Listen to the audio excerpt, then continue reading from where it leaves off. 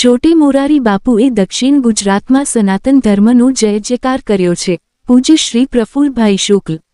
વલસાડના national highway 48 ઉપર આવેલ રોલા ગામે ઉદ્યમ હનુમાજી મંદિરે ચાલી રહેલી પૂજ્ય શ્રી છોટે મોરારી બાપુની રામકથામાં આજે વિશ્વ પ્રસિદ્ધ કથાકાર શ્રી પ્રફુલ્લભાઈ શુક્લની પધરામણી થઈ હતી. પૂજ્ય બાપુ શ્રી પ્રફુલ્લભાઈ શુક્લનું સ્વાગત ગામના આગેવાન શ્રી લાલુભાઈ જોશી અને શ્રી ભગવાનભાઈ ટંડેલ દ્વારા કરવામાં આવ્યું હતું. કથાકાર પૂજ્ય શ્રી પ્રફુલ્લભાઈ શુક્લે કથા મંડપમાં શ્રોતાઓને કહ્યું હતું કે છોટે મોરારી બાપુએ દક્ષિણ ગુજરાતમાં સનાતન ધર્મનો જય જયકાર કર્યો છે. એમની સાથે કથાકાર ભાસ્કરભાઈ દવેએ પ્રાસંગિક ઉદબોધન કર્યું હતું.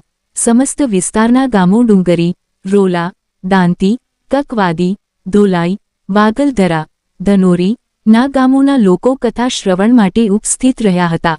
આ પ્રસંગે ઉદ્યમ હનુમાનજી મંદિરના મહંત શ્રી હરિહર બાપુએ આશીર્વાદ આપ્યા હતા. અંતે ખૂબ વિશાળ સંખ્યામાં ઉપસ્થિત શ્રોતાઓને મહાપ્રસાદ આપવામાં આવ્યો હતો. બ્યુરો રિપોર્ટ અભિનવ સુરત ન્યૂઝ. એડિટર પ્રકાશ પટેલ, સુરત. मानस केसरी पूज्य छोटे मुरारी बापू की भगवान ने असीम कृपा थी पूज्य छोटे मुरारी बापू ना मुखे थी राम कथा नो रसपान आप કરી રહ્યા છો. બહુ સુંદર સુંદરકાંડ ચાલતો. બાપુ સુંદરકાંડ ની અંદર ખાલી બે ચોપાઈ એવી છે કે જેમાં આખો સુંદરકાંડ સમાઈ જાય. पावन तनय के चरित सुहाए जामवंत रघुपति सुनत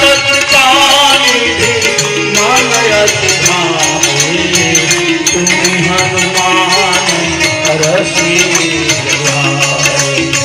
जामवंत जी राम की આગળ હનુમંત કથા ગાય. આ તમે સાંભળી રહ્યા છો. આ 9 દિવસથી 8 દિવસથી કઈ કથા છે? બોલો, કઈ કથા સાંભળી રહ્યા છો? રામ.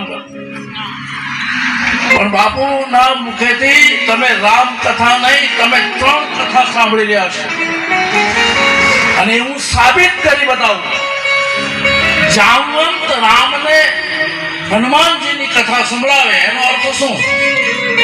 જામવંત એ બ્રહ્માનો અવતાર છે, રામ એ વિષ્ણુનો અવતાર છે અને હનુમાન મારા શિવનો અવતાર છે. બ્રહ્મપુરાણ, રામાયણ અને શિવ પુરાણ ત્રણેય કથા તમને મળી રહી છે બાપુના મુખેથી. તાલીમના ગુજરાતી બતાવો. ये हिंदुस्तान है, ये भारत है, ये ऋषि मुनियों का देश है. આ સલમાન ખાન નો દેશ નથી, મારા વીર હનુમાન નો દેશ છે. આ દેશની અંદર જો કથાઓ ન થાય, સુંદરકાંડ ન થાય, હરિનામ સ્મરણ ન થાય તો ક્યાં થાય?